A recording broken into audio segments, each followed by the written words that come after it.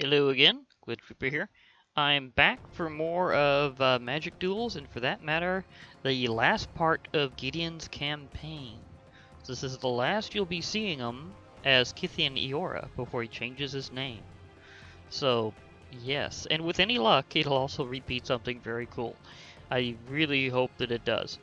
But now for the story. The ground shudders, and the putrid smell of rot fills your nostrils. The shadow of Erebos' Titan falls across you and your irregulars. You raise your spear, and it radiates the light of the sun. The Titan bellows ferociously. You charge forward anyway. Yeah, he's that kind of guy. But anyhow, we have here going up against a very particular and powerful foe.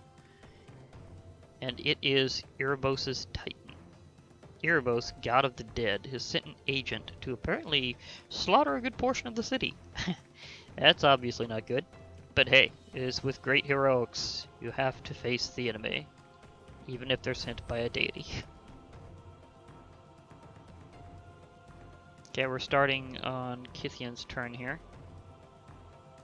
Again, have a few things that can be done quickly. And yeah, that boost is definitely going to go well. I have a feeling that yeah, it's not giving me an option to go out here. Like yeah, it's not saying that I can change my hand. You actually have the option to take mulligans in some missions, but not others. And when you're doing the main actual like game against like computer-controlled and player-controlled opponents, you have the option to mulligan. But in some of these story missions, you do not. But here, this is Erebos' Titan. You can actually use this card, I mean, you can actually use this creature in-game later on. And these faces, they are not in fact the souls of the underworld. These are actually death masks. There's like a tradition in this plane.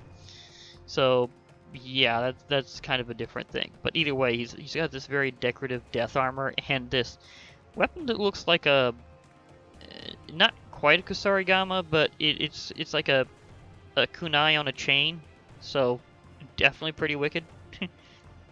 Oh well. Well, anyhow, we're going on here, and as I was trying to show, I did have something I could use very quickly. Just a little guy, but let's hope his mana output isn't quite as quick. As if he can't produce energy as fast, I get the initial strike. Oh, thank you. That's very giving. And because of this, I can actually use Honor of the Pure, the enchantment that I've used previously, and that allows me to go in for an initial strike where I can basically just hit for 3 damage off the bat, because it already was a 2-1, and now it's a 3-2 because of this enchantment. So that helps. 3 points of power. I got 3 damage out of 20 right there. Not bad for a start.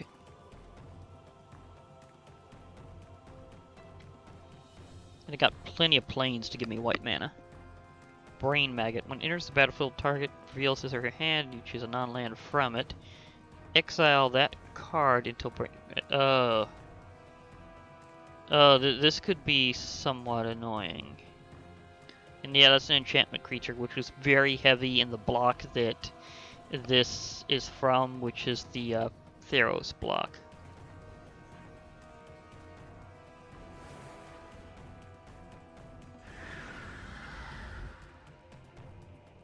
Huh. That's weird. I know which one they just exiled. I was really thinking that it would have went for this one, but no. Okay. I mean, this one gets a special charging bonus. Okay, now decisions. I know I'll be able to survive this strike, and you can't do anything out of your hand because you're tapped out on mana. So basically, it's either block and give me back that card, or take 3 points of damage again right now.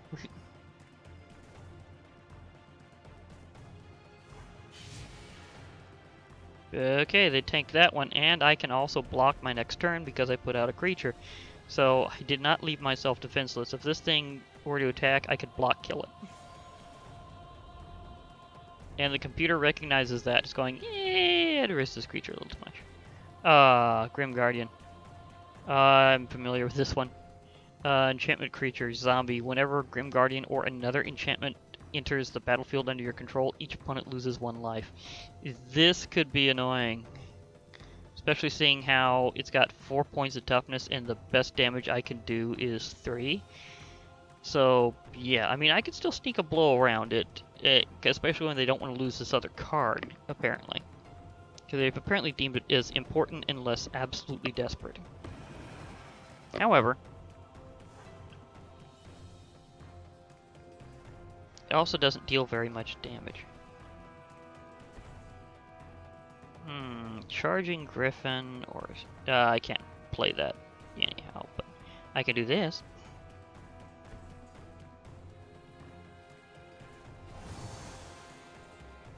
Okay, now, this is just an all-out assault. But whenever this creature attacks, this Binlish Veteran, they get +1/+1 until end of turn. So, oh... You're trying to... but I still take out your Brain Maggot, so I get my other card back. And I hit you for 4. I have pushed the enemy down to 10 points, so about half their original starting total, in very few assaults. So this is just all-out aggression. They could tell that these two would just cancel out, neither of them would actually die. Fate Unraveler. Whenever an opponent draws a card, Fate Unraveler deals 1 damage to that player. Eee. Yeah, that's like an ability that a Sorceress Hag would have.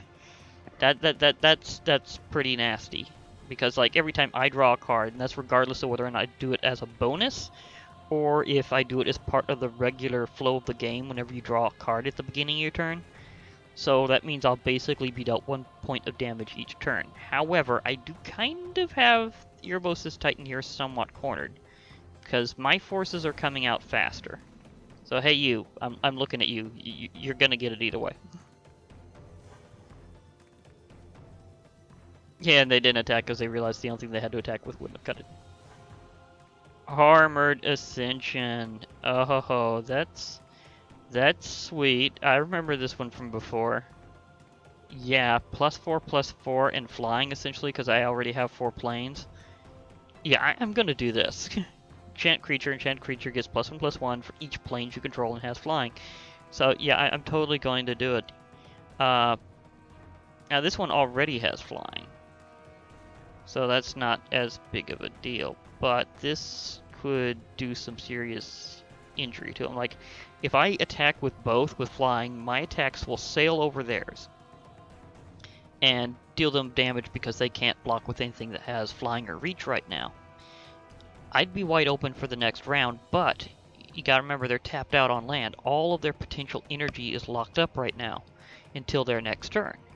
They have 4 cards in hand, but very few in this particular portion of Magic the Gathering here, in Magic Duels itself, have anything like certain old school abilities that allow you to essentially have a completely alternate casting that doesn't require mana. Or, for that matter, reduces the cost so little that it's basically free. There are a few things that kind of do that, but it would be very hard to set up one for an absolute free shot. Especially when right now I don't think they have anything in their hand that would be like included with that. Because it's playing mostly straight black and I haven't seen an artifact yet. There is 1 or 2 that could pop up, but I don't think there's much of a chance of that. So, if I cut loose with this spell, this particular enchantment, this aura here, I will enchant my Binlish Veteran. He'll become immediately a 7/7 because of all these planes powering him up. Have flying, and that would mean that these two together would deal 10 points of damage and take the enemy out right now. Additionally, you gotta remember, he's got this ability that powers him up by a point of both power and toughness whenever he attacks. So one way or another, he's gonna get it. And the Charging Griffin has the same ability.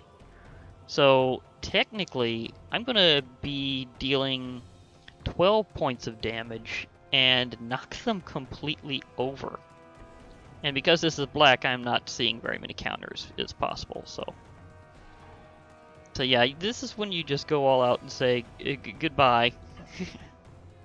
Now, some other missions require more strategy, but this one was just to keep attacking and you're fine. Although, admittedly, there could have been a lot more cards involved, because you can see the bulk of our decks, or libraries in this case, have not been drawn on, so it could have been a lot trickier, but this was pretty straightforward this time, so, yeah, I kind of got a little lucky that way. But anyhow, let's go and finish this off, and possibly see a very special cutscene. Powering up. Goodbye, everybody.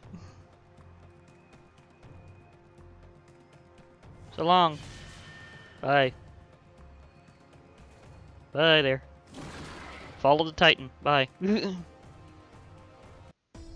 17 to -2. That was a good one.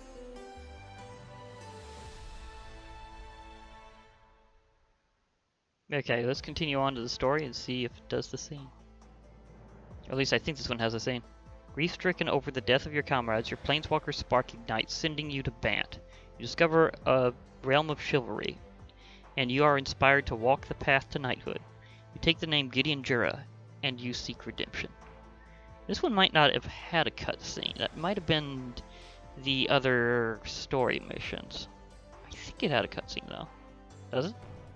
Nope, that one did not have a cutscene. I guess it's with one of the other major characters here, because I know that Gideon Jura, that he's first up, so maybe they didn't work that into the game at the time. Jace, I'm pretty sure he has one. She has some pretty cool scenes with Liliana Vess. I know Chandra has a big one. So Chandra Lar, she definitely has a big scene, and I hope that gets repeated. And Nisra Vane, I think she does, but I'm not 100% sure. So Gideon, you might be a little left out there, which is weird because you're like first one up and like the champion of white mana. So what happened, dude? What happened, dude? Oh well. Well, anyhow, this has been Glitch Reaper, and I'll be logging off for now. A little disappointed that there was no cutscene there. I must admit that. Oh well.